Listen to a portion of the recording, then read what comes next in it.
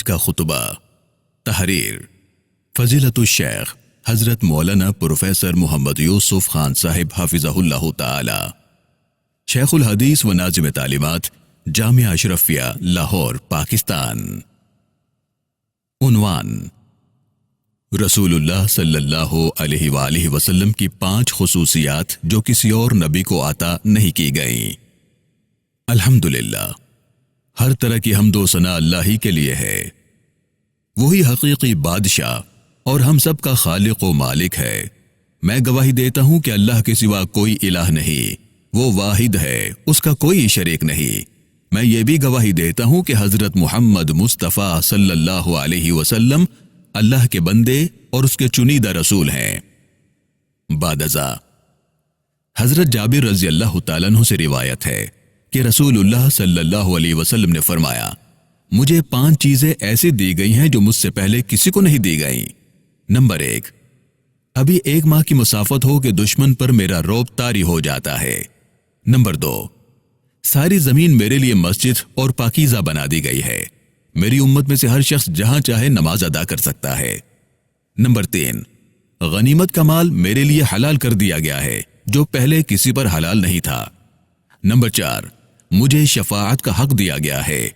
اور نمبر 5، پہلے نبی اپنی قوم کے لیے مخصوص ہوا کرتے تھے، مگر مجھے ساری دنیا کے انسانوں کے لیے نبی بنا کر بھیجا گیا ہے۔ اسے امام بخاری اور امام مسلم نے روایت کیا ہے۔ میرے پیارے اسلامی بھائیوں، نبی کریم صلی اللہ علیہ وسلم کے 23 سالہ عہد نبوت پر نظر ڈالیں تو دن رات کی تبلیغ اور دعوت میں تکالیف تو آئیں، لیکن آپ صلی اللہ علیہ وسلم کے رعب کے منافی کوئی چیز نہیں آتی۔ سفر ہجرت کے آغاز سے 3 روز پہلے مانے ہوئے بہادر دشمنوں نے محاصرہ کر لیا، پوری رات انتظار میں گزار دی، مگر حملے کی جرت نہ ہوئی۔ جب آپ تنہا باہر تشریف لائے تو شاہت الوجوہ لا ینصرون کے کلام سے غصہ بھی دلایا، مٹھی بھر خاک اٹھا کر ان کے سروں پر پھینکے، لیکن کسی نے سر نہ اٹھایا۔ طائف کا حکمران اور وہاں کے تمام باشندے خلاف تھے، پتھر برسائے، آوازیں کسے، محض اس لیے کہ آپ تقریر نہ فرما سکے، لیکن آخر میں اہل طائف اور ان کا وہی حکمران ہے کہ مدینے آ کر اسلام قبول کرتا ہے۔ شمالی عرب سلطنت روما کے اقتدار سے نکل جاتا ہے، روما کا بادشاہ حملہ آوری کا حکم بھی دیتا ہے۔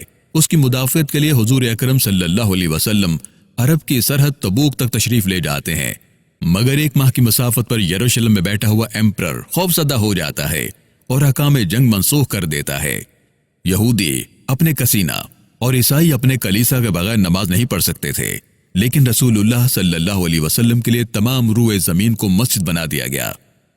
حضرت موسیٰ اور حضرت یوشع بن نون علیہ السلام کے فتوحات میں جس قدر مال غنیمت حاصل ہوتا وہ نظر آتش کر دیا جاتا تو رات میں جانوروں اور بستیوں کو آگ لگا دینے کا حکم ملتا ہے۔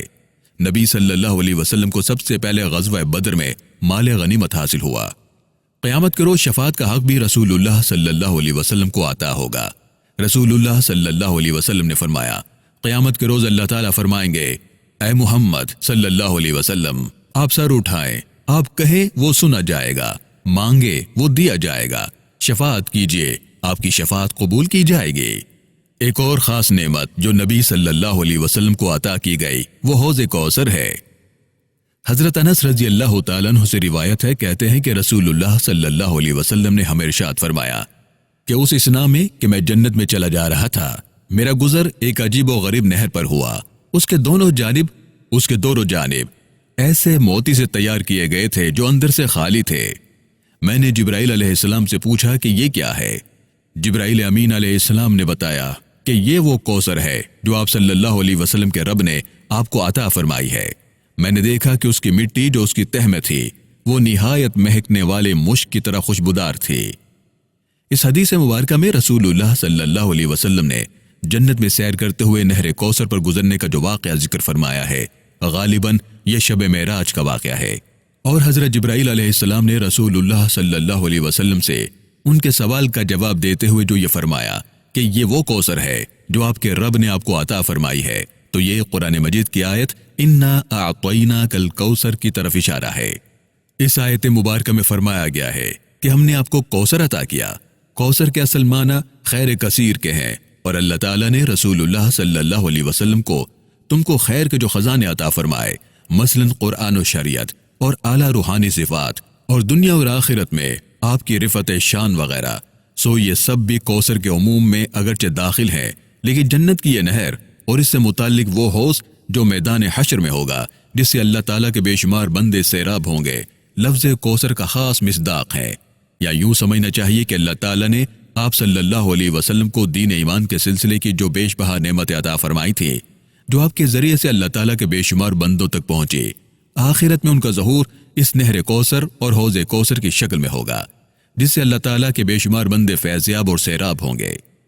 حضرت عبداللہ ابن عمر رضی اللہ عنہما سے روایت ہے کہ رسول اللہ صلی اللہ علیہ وسلم نے فرمایا، میرے حوض کی مسافت 1 مہینے کی ہے، یعنی اللہ تعالیٰ نے جو مجھے حوض کوثر عطا فرمایا ہے وہ اس قدر طویل و عریض ہے کہ اس کی ایک جانب سے دوسری جانب تک کا فاصلہ 1 مہینے کی مسافت ہے، اور اس کے زاویے یعنی گوشے بالکل برابر میں، یعنی اس کا مطلب بظاہر یہ ہے کہ وہ مربع ہے، اس کا طول و عرض یکساں ہے، اس کا پانی دودھ سے زیادہ سفید اور اس کی خوشبو مشک سے بھی بہتر ہے، اور اس کے کوزے آسمان کے تاروں کی طرح ہے۔ غالباً اس کا مطلب یہ ہے کہ آسمان کے ستارے جیسے حسین اور چمکدار ہے، اور ان کی کثرت کی وجہ سے جس طرح انہیں گنا نہیں جا سکتا، اسی طرح میرے حوض کے کوزے بھی بے شمار اور حسین اور چمکدار ہیں۔ جو اس کا پانی پیے گا وہ کبھی پیاس میں مبتلا نہ ہوگا۔ اسے امام بخاری اور امام مسلم نے روایت کیا ہے۔ میرے پیارے بھائیو، حضرت سہل بن سعد رضی اللہ تعالیٰ عنہ سے روایت ہے کہ رسول اللہ صلی اللہ علیہ وسلم نے فرمایا، میں حوض کوثر پر تمہارا میر سامہ ہوں، اور تم سے آگے جا کے تمہاری پیاس کا انتظام کرنے والا ہوں۔ جو میرے پاس پہنچے گا وہ آب کوثر سے پیے گا، اور جو اس کو پی لے گا پھر وہ کبھی پیاس میں مبتلا نہ ہوگا۔ اور وہاں کچھ لوگ جن کو میں بھی پہچانوں گا اور وہ مجھے پہچانیں گے، میری طرف آئیں گے، لیکن میرے اور ان کے درمیان رکاوٹ ڈال دی جائے گی اور انہیں میرے پاس آنے سے روک دیا جائے گا۔ تو میں کہوں گا کہ یہ تو میرے آدمی ہے، بس مجھے جواب دیا جائے گا کہ آپ کو معلوم نہیں ہے کہ انہوں نے آپ کے بعد کیا نئی نئی باتیں نکالی اور دین میں کیا کیا رخنے ڈالے۔ تو میں کہوں گا کہ بربادی اور دوری ہو ان کے لیے جنہوں نے میرے بعد میرے دین میں فرق ڈالا اور اس کو بگاڑ دیا۔ اسے امام بخاری اور امام مسلم نے روایت کیا ہے۔ اس حدیث مبارکہ میں جن لوگوں کے متعلق خبر دی گئی ہے کہ وہ حوض کوثر پر رسول اللہ صلی اللہ علیہ وسلم کے بعد جانے سے روک دیے جائیں گے، اس کا تعین مشکل ہے کہ یہ کون اور کس طبقے کے لوگ ہوں گے، اور نہ اس کا معلوم کرنا ہمارے لیے ضروری ہے۔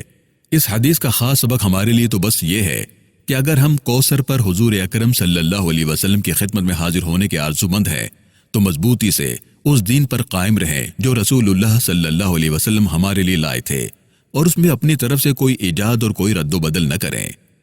حضرت ثوبان رضی اللہ تعالیٰ عنہ سے روایت ہے، وہ رسول اللہ صلی اللہ علیہ وسلم سے روایت کرتے ہیں کہ آپ صلی اللہ علیہ وسلم نے فرمایا، میرے حوض کی مسافت اتنی ہے جتنی کہ عدن سے عمان بلقا تک، اس کا پانی دودھ سے زیادہ سفید اور شہد سے زیادہ شیریں ہے، اور اس کے گلاس گنتی میں آسمان کے تاروں کی طرح بے شمار ہے۔ اس کے پانی کی یہ صفت ہے کہ جو اس میں سے ایک دفعہ پی لے گا اسے اس کے بعد کبھی پیاس تکلیف نہیں دے گی۔ اس حوض کوثر پر سب لوگوں سے پہلے میرے پاس پہنچنے والے فقراء مہاجرین ہوں گے، پریشان و پراگندہ سروں والے، میلے کچیلے کپڑوں والے، جن کا نکاح خوشحال و خوش عیش عورتوں سے نہیں ہو سکتا، اور جن کے لیے دروازے نہیں کھولے جاتے، یعنی جن کو خوش آمدید نہیں کہا جاتا۔ اسے امام احمد، امام ترمذی اور امام ابن ماجہ نے روایت کیا ہے۔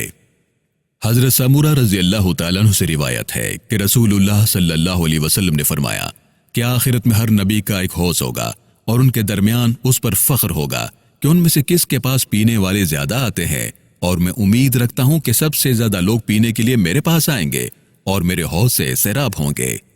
اسے امام ترمذی نے روایت کیا ہے۔ حضرت انس رضی اللہ تعالیٰ عنہ یعنی خادم رسول سے روایت ہے کہ میں نے حضور اکرم صلی اللہ علیہ وسلم سے عرض کیا کہ قیامت کے روز آپ میری سفارش فرمائیے گا۔ آپ صلی اللہ علیہ وسلم نے فرمایا کہ میں تمہارا یہ کام کروں گا۔ میں نے عرض کیا تو قیامت کے روز میں آپ کو کہاں تلاش کروں؟ آپ صلی اللہ علیہ وسلم نے فرمایا، سب سے پہلے جب تمہیں میری تلاش ہو تو پل صراط پر مجھے دیکھنا۔ میں نے عرض کیا، اگر میں آپ کو پل صراط پر نہ پا سکوں تو پھر کہاں تلاش کروں؟ آپ صلی اللہ علیہ وسلم نے فرمایا، تو پھر مجھے تم میزان کے پاس تلاش کرنا۔ میں نے عرض کیا، اگر میں آپ کو میزان کے پاس بھی نہ پا سکوں تو پھر کہاں تلاش کروں؟ آپ نے فرمایا، تو پھر مجھے حوض کوثر کے پاس دیکھنا، کیونکہ میں اس وقت ان 3 مقامات سے دور کہیں نہیں جاؤں گا۔ اسے امام ترمذی نے روایت کیا ہے۔